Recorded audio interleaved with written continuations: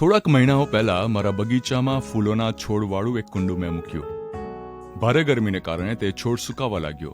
મને થયું કે તે છોડ નાશ પામ્યો છે, પણ થોડા દિવસો પછી જોયું તો તેને નવી કૂંપણો ફૂટવા લાગી, નાની કળીઓ બેઠી અને પછી ગુલાબી ફૂલો ખીલ્યા.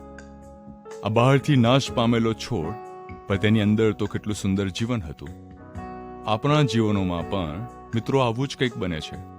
આપણે આપણા પાપી સ્વભાવમાં મરી જવા જેવા થઈ ગયા હોઈએ છીએ, ત્યારે ઈશ્વરની જીવન આપનારી કૃપા દ્વારા આપણામાં તારણનું કાર્ય શરૂ થાય છે. ઈશ્વરના પ્રેમ અને પ્રકાશ દ્વારા આપણા જીવનો સુંદર, સુગંધીદાર અને ફળ ઉપજાવનારા બને છે. ઘણીવાર ખરાબ વિચારો, નિરાશા આપણને ઈશ્વરના પ્રેમને સમજવામાં અવરોધરૂપ બને છે ખરા, પરંતુ ઈશ્વરના વચનો આપણને યાદ કરાવે છે કે ઈશ્વરનો પ્રેમ હંમેશા ઉપલબ્ધ છે. ઈશ્વર સાથેના સંબંધમાં ટકી રહેવાથી આપણે સામર્થ્યવાન અને ફળ ઉપજાવનારા બની શકીએ છીએ. મિત્રો, બાઇબલમાં ગીતશાસ્ત્ર 119 અને 105માં લખવામાં આવ્યું છે કે મારા પગોને માટે તમારું વચન દીવારૂપ છે, તમારા માર્ગને માટે અજવાળરૂપ છે.